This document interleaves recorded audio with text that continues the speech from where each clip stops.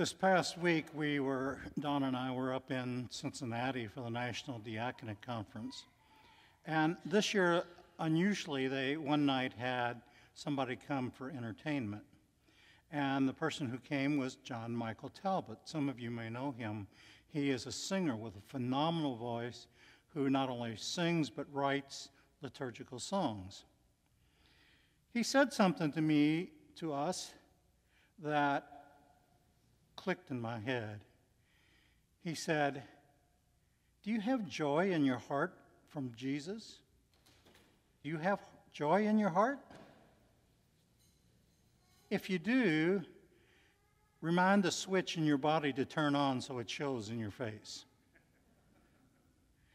To that end, when we say our prayers, when we say the creed, and when we say the Our Father, think about why we're here. We're here to praise and honor and glorify God. And sometimes when we say prayers that are very routine, we tend to say things like, "Our Father who art in heaven, hallowed be thy name, thy kingdom come." Tonight, let's have joy in our voice when we proclaim those prayers to our God. Let's raise him up in joyful hands. That's what he likes to sit on, is the joy of us people. You may have been watching the news lately and noticed that there was another story about a shooting. You ever notice when those stories are on, they run them continuously? They take a little bit of information and they just play it, and they play it, and they play it. It's because of the importance of that story at that time in our lives. Today, in the readings in the gospel, there's a story that gets played over and over again, the story of feeding people. We start in 2 Kings with the prophet Elisha, and Elisha has a man bring him 20 barley loaves. Now, barley bread, if you've ever seen a barley loaf, they're about this big around, not very big. And barley bread was the bread of the poor. This was a bad time for the Jews. They were under Babylonian captivity, and things weren't going well, and food was not plentiful.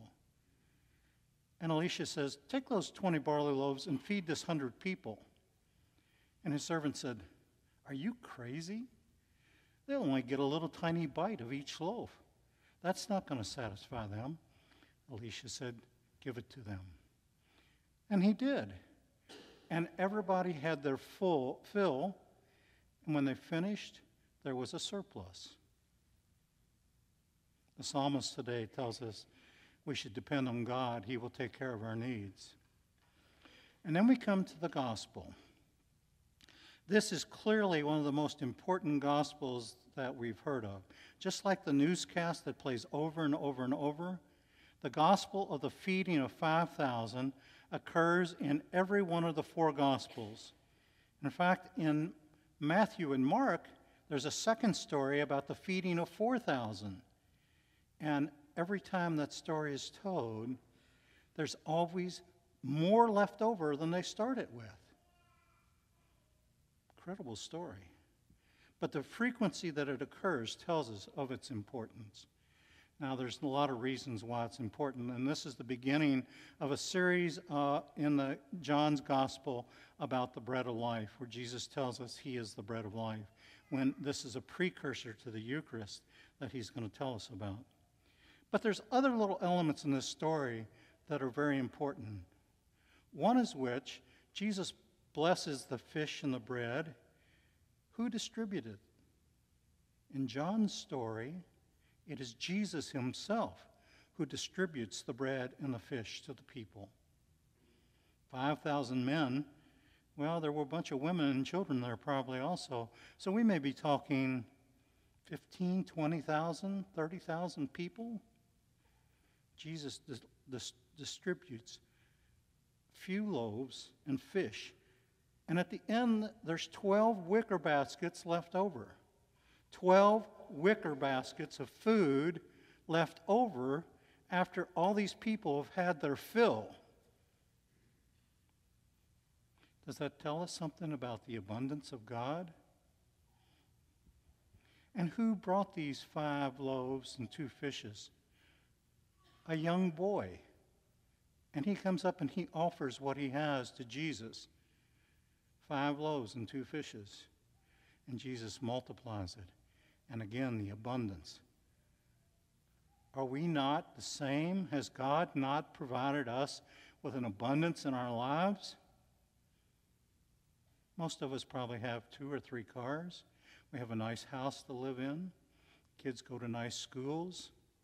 We do all right, don't we? That abundance of God has been given to us over and over again. And sometimes it's hard to think about the people in the world who do not share in the abundance. Paul's letter today, Paul makes it very clear. We are called. What are we called to do? We are called to bear up our brothers. We are called to imitate Christ in his thoughts and in his actions. Jesus fed these people. As disciples, we are called to know, love, and serve God.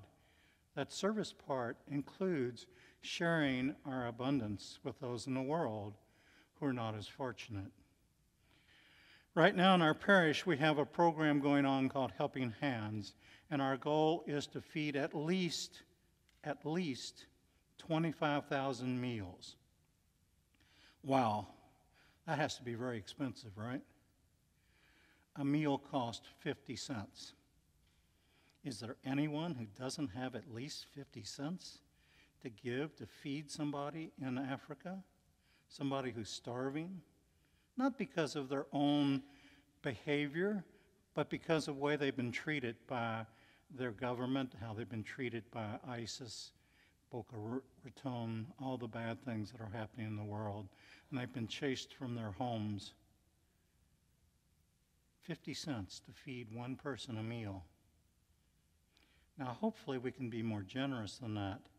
In the back of church, there's a stand that has multicolored cards on it.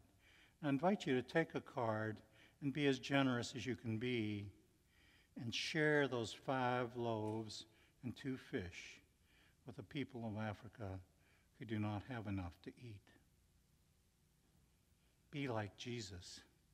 Distribute that food yourselves. What a profound message Jesus gives us. What a profound challenge he gives us to be like him. Our parish mission statement says we are to be disciples who come to know, love, and serve God. Now, I didn't pick that statement. Father Steve didn't pick it. It was your parish council, people who you elected, who came up with our mission statement. They're representing you, and they're asking you to serve God by distributing these 5 loaves and 2 fish to the people who do not have enough.